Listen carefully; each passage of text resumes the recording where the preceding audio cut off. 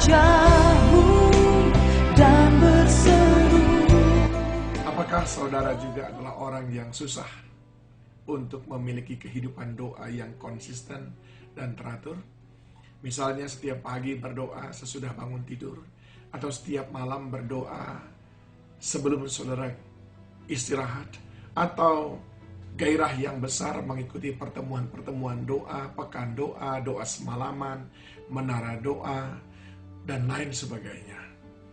Apakah itu adalah hal-hal yang challenging, sangat menantang bagi saudara dan rasanya, aduh, susah sekali untuk bisa mengikutinya. Kok nggak ada gairah ya? Saudaraku yang dikasihi Tuhan, kita harus waspada. Mengapa? Ketika kita tidak memiliki kehidupan doa, maka kita memiliki komunikasi yang buruk dengan Tuhan. Ketika kehidupan doa kita tidak kita bangun, maka kita memiliki hubungan yang tidak terbangun dengan Tuhan. Padahal hidup kita ini sepenuhnya ada dalam genggaman tangannya. Matius 26 ayat 41 berkata, berjaga-jagalah dan berdoalah, supaya kamu jangan jatuh ke dalam pencobaan, sebab roh memang penurut, tapi daging lemah. Ini menunjukkan betapa pentingnya untuk doa. Pencobaan-pencobaan akan selalu ada. Dan hanya orang-orang yang terkoneksi dengan surga yang akan menang atas pencobaan itu. Saya ingin sampaikan kepada saudara beberapa hal yang perlu kita waspadai, karena faktor-faktor ini membuat kita susah berdoa. Yang pertama adalah ketika kita hidup di dalam kegelisahan, hidup dalam kekhawatiran, hidup dalam ketakutan, hidup dalam stres, under pressure, banyak tekanan.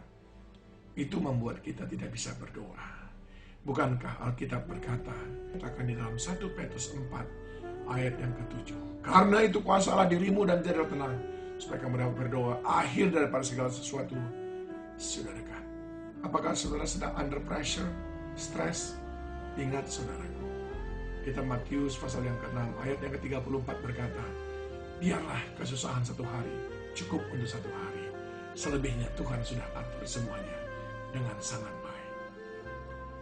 Faktor yang kedua yang perlu kita waspadai, yang sering membuat kita tidak bisa berdoa, adalah karena kita tidak percaya bahwa Tuhan akan jawab doa kita.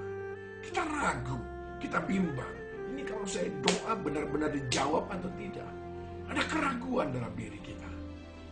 Mazmur 116 ayat 1 dan 2 berkata, aku mengasihi Tuhan sebab ia mendengar suaraku dan permohonanku. Sebab ia menyendengkan telinganya kepadaku. Maka seumur hidupku aku akan berseru kepadanya. Pemazmur berkata, I have experience. Aku sudah punya pengalaman bahwa setiap kali aku berdoa Tuhan jawab. Itu sebabnya bukan satu hari, bukan satu minggu, tapi seumur hidupku aku akan berdoa dan berseru kepadanya. Yang ketiga yang membuat kita susah berdoa, karena kita di bawah kendali iblis. Kita diikat, kita dikungkung. Seperti 1 Petrus 5 ayat 8 berkata, jaga-jagalah, sadarlah, lawan musuh iblis berjalan keliling seperti singa, lapar, dan mencari orang yang dapat ditelannya. Orang yang lengah itu, orang yang ditelannya. Lalu ketika kita ada di bawah kendali dia, maka kita tidak terpikir sama sekali untuk berdoa. Roh jahat itu menjauhkan kita dari Tuhan. Tapi Roh Kudus justru mengajari kita berdoa. Sebagaimana dicatat dalam Roma 8 ayat 26. Demikian juga Roh membantu kita dalam kelemahan kita. Sebab kita tidak tahu bagaimana sebenarnya harus berdoa.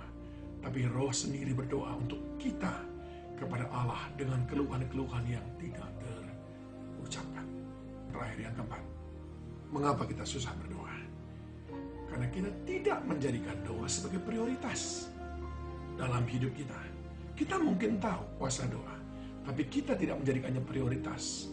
Bukankah sering sekali kita datang ke pendeta, minta didoakan, sesudah datang ke rumah sakit, ke dokter berbagai macam dan tidak sembuh, lalu akhirnya kita datang ke pendeta, minta supaya kita didoakan. Bukankah itu praktek yang kita lakukan? Itu menunjukkan bahwa kita tidak menjadikan doa sebagai prioritas dalam kehidupan kita. Padahal dalam Yakobus 5 ayat 16 dan 17 dikatakan bahwa sesungguhnya doa itu memiliki manfaat yang besar. Saudara akan dikasih Tuhan, waspada akan 4 hal yang membuat kita untuk tidak bisa berdoa. Dan pada hari ini, biarlah doa itu menjadi kekuatan kita. Sebab doa menggambarkan komunikasi yang sehat dengan Tuhan. Doa menggambarkan hubungan yang kuat dengan Tuhan. Tuhan Yesus menolong saudara. harapan dalam